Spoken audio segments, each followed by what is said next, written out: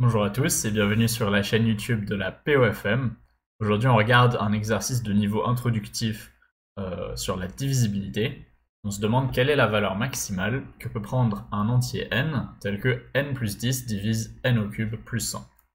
Alors, je vais vous laisser le temps de mettre la vidéo en pause afin de réfléchir par vous-même au problème et on passera à la solution ensuite.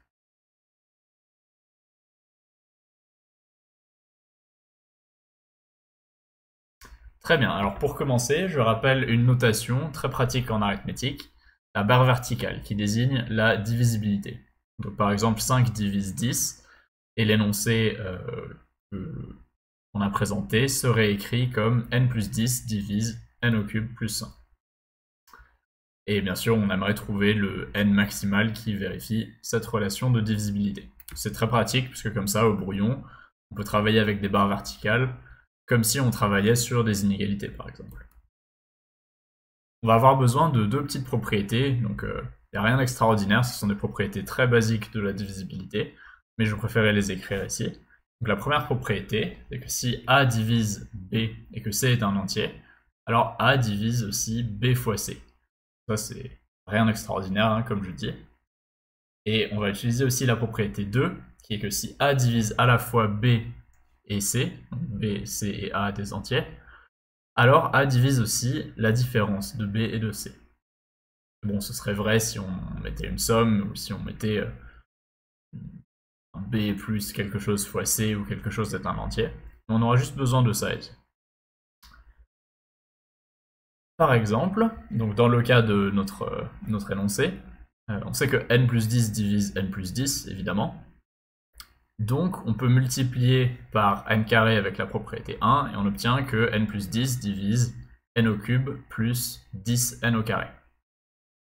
Et maintenant si on combine cette relation de divisibilité, donc on sait que n plus 10 divise n au cube plus 10n carré, avec celle supposée par l'énoncé, donc si à la fois on a cette relation et n plus 10 divise n au cube plus 100, alors par propriété 2, donc par différence, on annule le terme avec le plus haut degré, donc le terme en n cube, pour obtenir que n plus 10 divise 10n carré moins 100.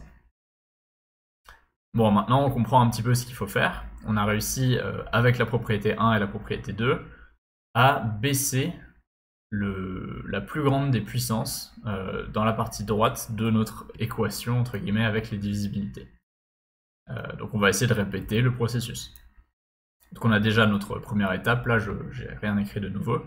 On sait que n plus 10 divise n au carré fois n plus 10, donc n plus 10 divise la différence, etc.